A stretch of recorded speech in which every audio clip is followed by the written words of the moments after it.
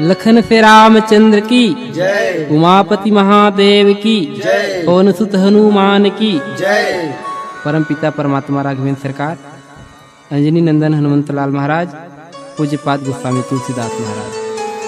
राम कथा के सुनैया जम्मो दाई दीदी संगी संगवारी, छत्तीसगढ़ी लोक कला मंच कोयली के बोली ग्राम भीमपुरी श्री गोरेलाल जी साहू औखर सब्बो संगवारी मन की ओर ले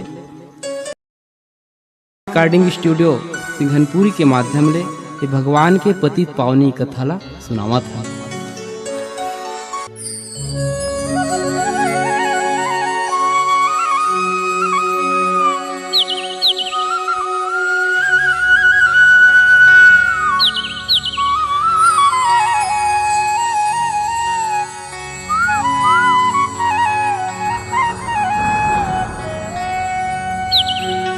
दुनिया के दाता गिरजा के बेटा,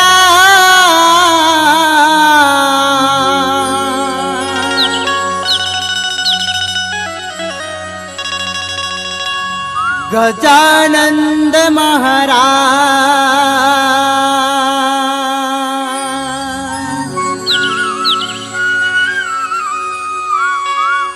बीच सभा मालाज बचैया,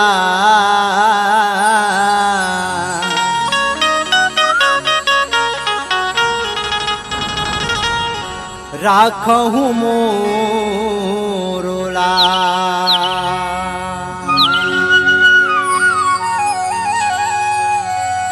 बोल गजानन स्वामी महाराज की जय।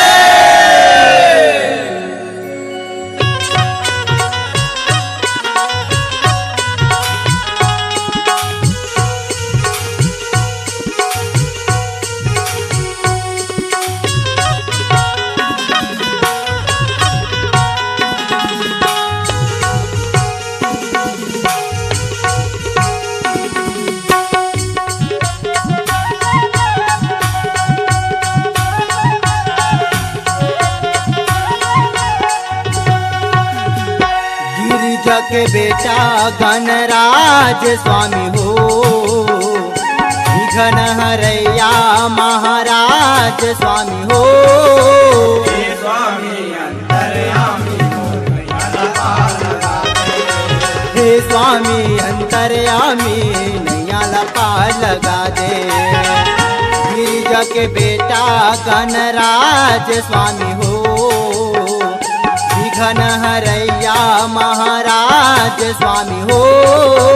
हे स्वामी अंतर्यामी हे स्वामी अंतर्यामी नैया लपार लगा दे।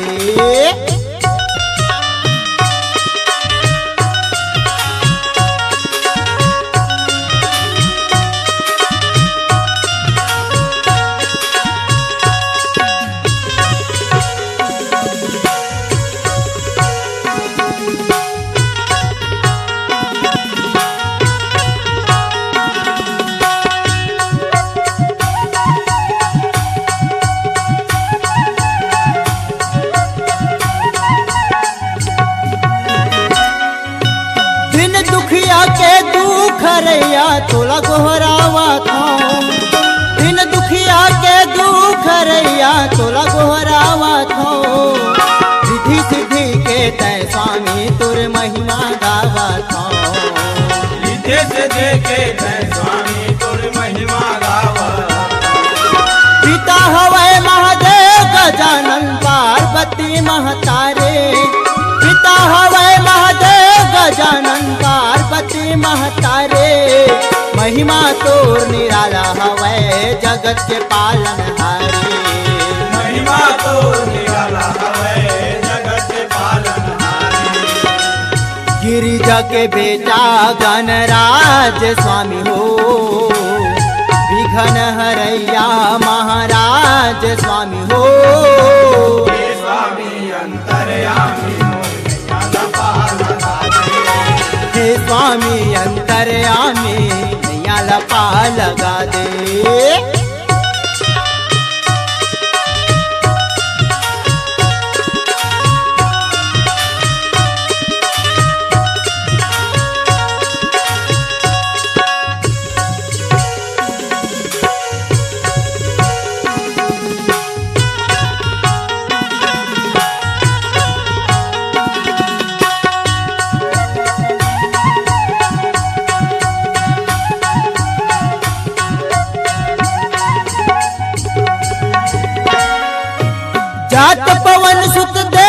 देखा रामा भजो सिया रामा जाने कहूँ बल बुद्धि विशेषा रामा भजो सिया रामा सुरसा नाम यहिन कै माता रामा भजो सिया रामा पठही आई काही तही बाता भजो सिया रामा गिरिजा के बेटा गणराज स्वामी हो विघ्न हरैया महाराज स्वामी हो हे स्वामी अंतर्यामी मुरलिया लपाल लगाते हे स्वामी अंतर्यामी नैया लपाय लगा दे गिरिजा के बेटा गणराज स्वामी हो विघ्न हरैया महाराज स्वामी हो हे स्वामी अंतर्यामी मुरलिया लपाल लगाते हे स्वामी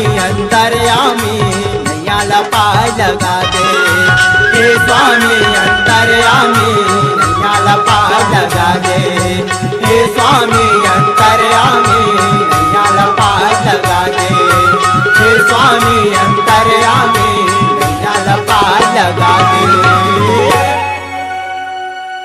लखन सिया राम चंद्र की जय।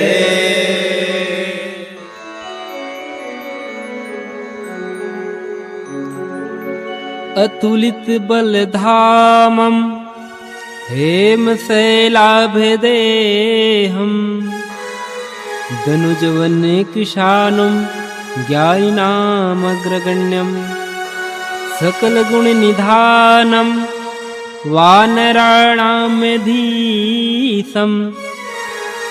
रघुपते प्रिय भक्तम वात जातम नमामि सादर शिवहि नाई अब माथा बरनव बिसद राम गुण गाथा। राम कथा के सुनैया संगीत संगवारी हो भगवान राम के पतित पावनी कथा सुंदर कांड के अंतर्गत गोस्वामी जी महाराज जिन लिखे तिनला सुनावत। सुंदर कांड के बड़ा महिमा है। सुंदर कांड के कथा सुने माँ और कहे माँ आदमी के जीवन सुघर हो जाते, जीवन के जेन बुराई हो दूर हो जाती, विपत्ति दूर हो जाती।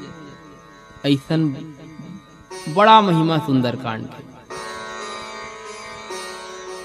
जात पवन सुत देवन देखा जान कहूँ बल बुद्धि विशेषा सुरसा नाम अहिन के माता पठन आई कही ते ही बाता। हनुमान जी महाराज सीता के पता लगाए पर जब कोई नहीं जा सकिन तो हनुमान जी महाराज तैयार हो गए। तो ओखर बल और बुद्धि के परीक्षा लेबर सब देवता मन सलाह होके सुरसल भेजत। सर्प के माता सुरसल कहते हे माता हनुमान जी महाराज को जनी लंका ले सकुशल लहुट के आय सखी धुने यही तिले परीक्षा ले ले काबर वहाँ जाए के बाद फिर तो लंका दूरी है गीच कहूँ अटक गए। फिर पता कौन बताए वो जमाना में फिर कोई सूद हो नहीं रहे। तो हनुमान जी महाराज के परीक्षा लेबर सुरसल भेजत। सुरसा जौन है वो देवता मन जैसे सीखो पढ़ो भेजे रहे ना उसने ही आके फिर हनुमान जी महाराज के परीक्षा लेवत। अब परीक्षा काखर लेवत है अतुलित बल धाम जेन अतुलनीय बल के धाम है, गुण के धाम है। ऐसा हनुमान जी की परीक्षा लेवत है सुरसा। रिकॉर्डिंग स्टूडियो सिंघनपुरी के माध्यम ले भगवान के पतित पावनी कथा ला सुनावत है।